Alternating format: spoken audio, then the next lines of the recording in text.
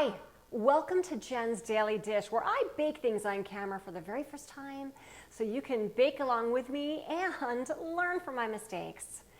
I have one recipe which has gone relatively viral, and that is the Levain cookie recipe. And you know what? I believe that you can do better. We can do better because we're going to be baking it today, a better Levain chocolate chip cookie. Yes, I said it here, a better Levain chocolate chip cookie. Here are some of the differences. The Levain cookie recipe uses cake flour and all-purpose. I will be using bread flour, which I have tested over the years in different cookie recipes, and it just adds a little bit more chewiness because it's higher in gluten. The cake flour made it softer, finer cookie. The Levain cookie recipe uses light brown sugar. I'm using dark brown sugar to add that extra caramelly, deeper flavor to it, because who doesn't want more flavor from their chocolate chip cookie? I have also learned to add anywhere from half a teaspoon to a full teaspoon of espresso powder in any chocolate recipe I make. I am telling you, it makes a world of difference, so espresso powder is going in here. The Levain cookie recipe also uses creamed butter, so softened butter mixed into a light, fluffy mixture with the sugars. What we're going to be doing instead is getting that butter on the stove and making browned butter, because again, this is another little thing that makes a huge difference. It's going to make it more caramelly, a nuttier flavor. It just enhances that butter. Mix that with the sugars. It's going to look a little melty, but that's all good because it's going to turn out great. So let's do this, but first I was inspired by this song. When I fall in love with a chocolate chip cookie recipe.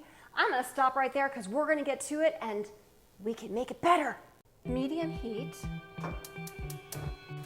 butter,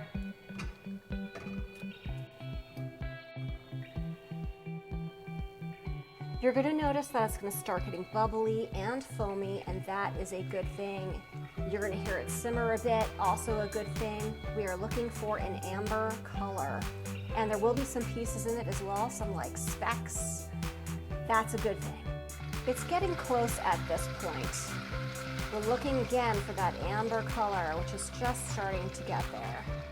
You'll see those amber pieces on top. This is perfect, exactly what we want.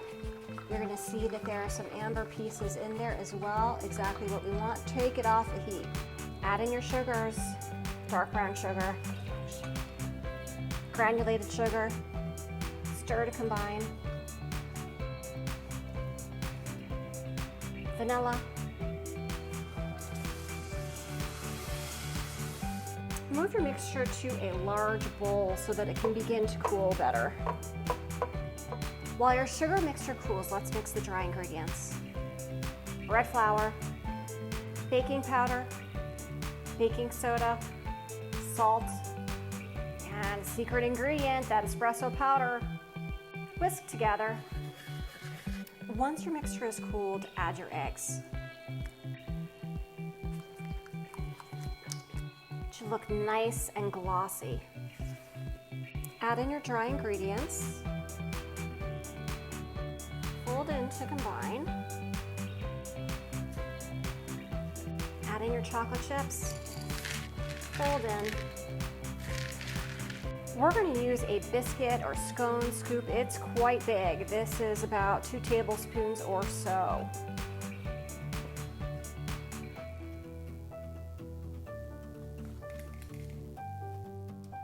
Put your cookies in the refrigerator for at least 30 minutes and up to 48 hours. Yep, 2 days. It will help them hold their shape better. They will get more caramelly. They will get chewier with a crispy crust. It just is so much better for the cookie overall. It gives the cookie time for the flour to absorb the sugars. There's just so many benefits. Once your cookies have gotten nice and cold in the refrigerator, it's time to preheat that oven. Preheat to 350 degrees. These 3 cookies here are straight from the refrigerator after a half hour. I have the cookies on the other side of the baking sheet. These are from the freezer. They are nice and cold. They were in the refrigerator for 2 days, same cookie recipe, so you will see the difference. into the oven for 14 to 20 minutes, depending on your oven. Keep an eye on them. They should be lightly golden brown with the edges just barely golden brown. That's the time to take them out. Time to take them out.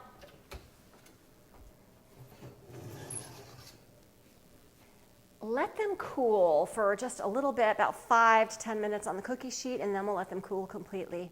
All right, here we have the 30 minutes in the refrigerator cookie versus the frozen one. And you'll notice the coloring. The frozen one has a deeper color to it, and I believe that's because the flour has absorbed the sugar, dark brown sugar, etc. It has just become deeper over time in a good way. But we'll find out because it's about the taste.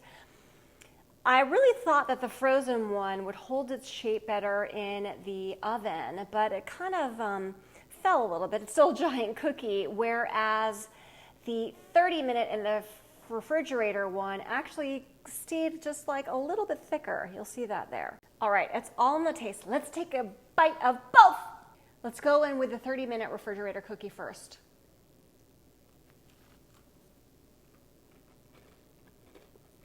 First off, it's a fantastic cookie. It starts off with the flavor of a regular chocolate chip cookie, but I do get more caramel and deepness sort of on the back of my tongue. This is a fantastic cookie. Now let's go with the frozen one.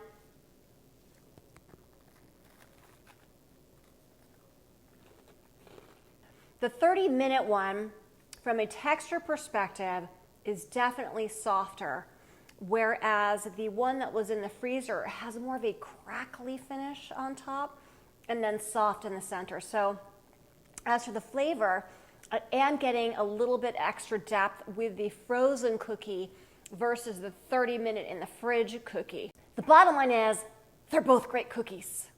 If I can make a better Levain cookie for the very first time with you watching me every step of the way, you can too. Don't forget to like and subscribe, and check me out on Instagram and TikTok for so much more, like a lot more.